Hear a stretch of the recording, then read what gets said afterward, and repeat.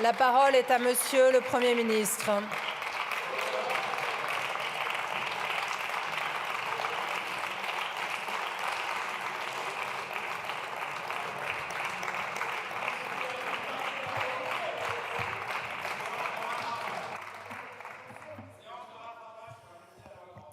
Madame la Présidente, Mesdames et Messieurs les députés, la semaine dernière, un nouveau record a été battu.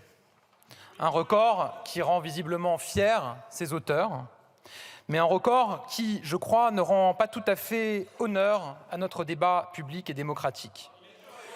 Ce record, c'est un record de vitesse de dépôt d'une motion de censure. Pour ma prédécesseure, à qui je veux rendre hommage et qui a surmonté 31 motions de censure en 20 mois, vous aviez attendu l'issue de sa déclaration de politique générale. Cette fois-ci, même pas. Je n'avais même pas encore livré mes orientations ici dans cet hémicycle à l'occasion de ma déclaration de politique générale que déjà vous aviez déposé votre texte. Comme si les annonces ne vous intéressaient pas. Comme si les actes vous importaient encore moins. Comme si tout ce qui comptait, c'était le petit coup politique, la recherche de l'instabilité ou encore la promesse de l'obstruction. Il y a des choses qui ne changent pas, en revanche. Vous continuez à nous donner des leçons de démocratie interne, alors même que vous obéissez, comme avec une télécommande, à votre chef Jean-Luc Mélenchon. Dès qu'il tweete, vous suivez ses orientations et ses commandes. En nous élisant en 2022, les Français ont pourtant envoyé un message très clair. Alors plutôt que de vous réclamer du peuple, écoutez-le, écoutez les Français. Ils vous diront qu'ils attendent des diagnostics clairs et des actes forts. Ils vous diront qu'ils en ont assez des postures permanentes et des oppositions de principe. Ils vous confirmeront que s'ils ont élu une Assemblée nationale avec une majorité claire mais pas de majorité absolue, c'est parce qu'ils attendent de chacun de nous dialogue, écoute et construction. Et que leur répondez-vous? Une motion de censure préventive, comme un pied de nez à toute volonté de dialogue. Votre déclaration de politique générale, elle est là, c'est le blocage permanent. Nos compatriotes demandent des actes pour que le travail paie mieux et toujours plus que l'inactivité. Notre réponse, déverrouiller, désmicardiser, débureaucratiser. Votre réponse, le blocage. Nos compatriotes demandent des services publics qui fonctionnent mieux.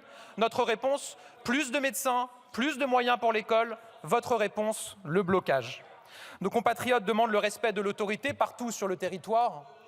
Notre réponse, responsabiliser les parents, renforcer la lutte contre la drogue, une justice plus efficace. Votre réponse, le blocage. Nos compatriotes exigent une action résolue contre le dérèglement climatique.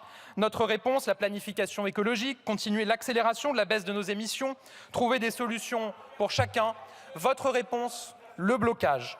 Le blocage, le blocage, le blocage, toujours et tout le temps, c'est votre seul cap et c'est votre seule promesse envers les Français. Mesdames et messieurs les députés de la France insoumise, vous osez nous accuser de conservatisme. Venant de vous, cela ne manque pas d'audace. À chacune de vos attaques personnelles, à chacun de vos procès d'intention, vous nous replongez dans le 19e siècle. À chacun de vos appels au matraquage fiscal, à la création de nouvelles contraintes, de nouvelles règles, de nouvelles taxes, vous nous replongez dans le mythe collectiviste où toute initiative est bridée, étouffée. À chacune de vos attaques contre l'Europe, vous nous replongez 75 ans en arrière, quand notre continent naviguait dans l'incertitude. Au fond, votre monde, c'est un monde où il n'y a pas besoin d'Union européenne, c'est un monde où il faut tout taxer tout le temps et tout collectiviser. C'est un monde où l'économie n'a pas le droit de parler de climat.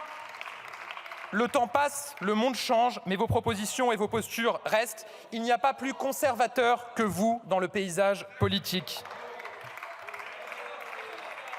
Avec mon gouvernement, nous n'avons pas renoncé à la conquête de nouvelles libertés et de nouveaux droits. Moi, je suis fier de vouloir adapter le travail aux nouvelles attentes des salariés. Moi, je suis fier de continuer à lutter contre les rentes et de faire de l'émancipation un des caps de notre action. Je suis fier de mener une transition écologique ambitieuse qui prépare une société où l'on vit mieux et pas une société de la régression qui pénaliserait d'abord les classes moyennes et les plus fragiles. Fier, avec le compte épargne-temps universel, de vouloir permettre à chacun d'organiser sa vie comme il l'entend, de travailler plus quand il le souhaite et moins quand il fonde une famille ou doit s'occuper d'un proche. Je suis fier de me battre pour les droits des femmes et de vouloir inscrire la liberté de recourir à l'interruption volontaire de grossesse dans la Constitution.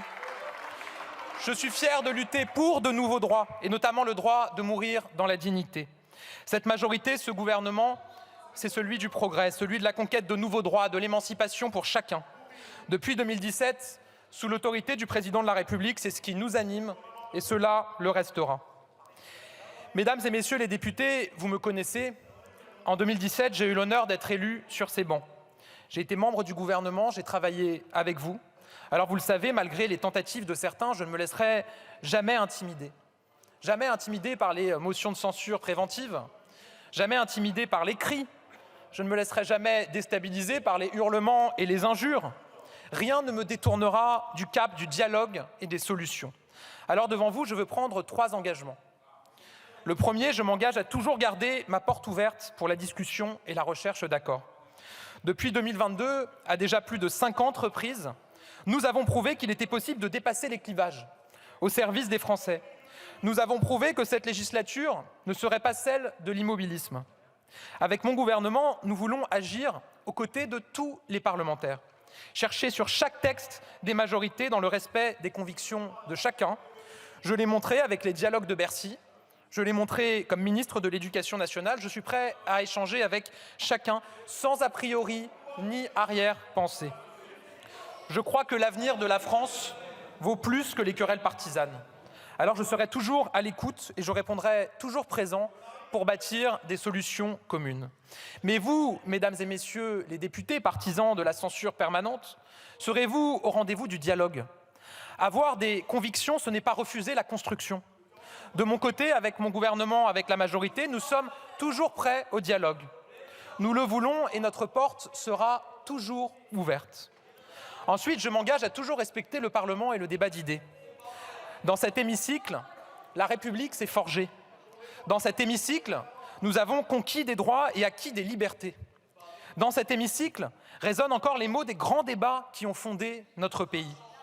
Alors je ne me résous pas à ce que dans cet hémicycle résonne désormais le vacarme et le brouhaha permanent. Respecter le Parlement, c'est d'abord respecter les orateurs, tous les orateurs. Chacun ici est légitime. Chacun ici a le droit de s'exprimer et d'être entendu. Collectivement, nous avons un rôle à tenir. Car si on ne s'écoute pas au Parlement, si la violence verbale s'y banalise, comment pourrait-on prétendre à l'apaisement et au respect dans la société?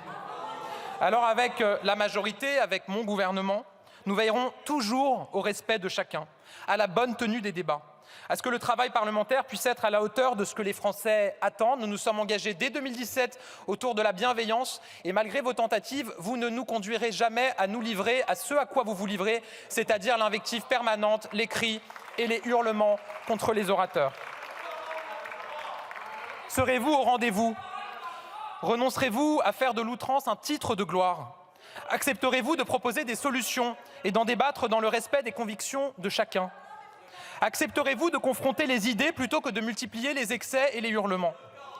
Enfin, mesdames et messieurs les députés, je prends l'engagement de toujours respecter nos institutions et toujours défendre nos principes démocratiques, cela va de soi. C'est au cœur même de notre action depuis 2017.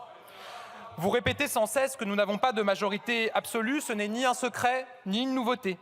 C'est une situation qui est rare, mais qui n'est pas inédite sous la Ve République. Une situation qui a toujours soulevé des débats, mais qu'une constitution solide, approuvée par le peuple français, a permis de surmonter sans jamais mettre notre démocratie en danger.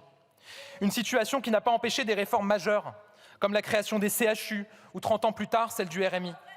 Une situation qui ne nous empêche pas et ne nous empêchera pas d'avancer au service de nos concitoyens.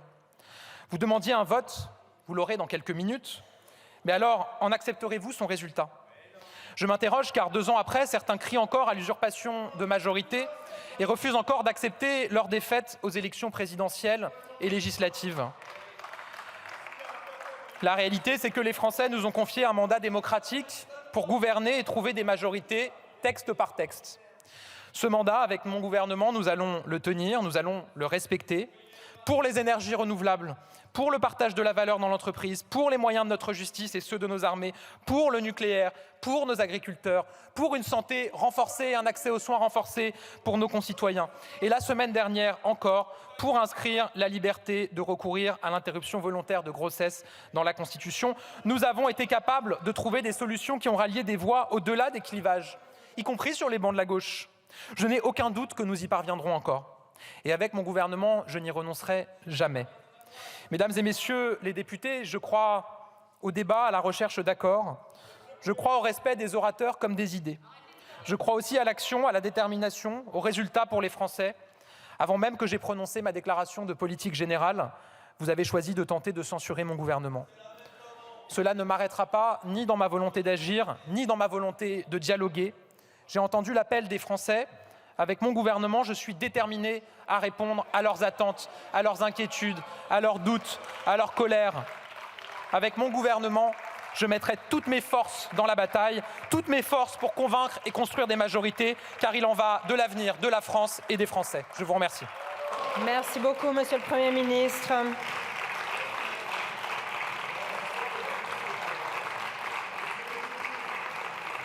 La parole est à Madame Aude Luquet.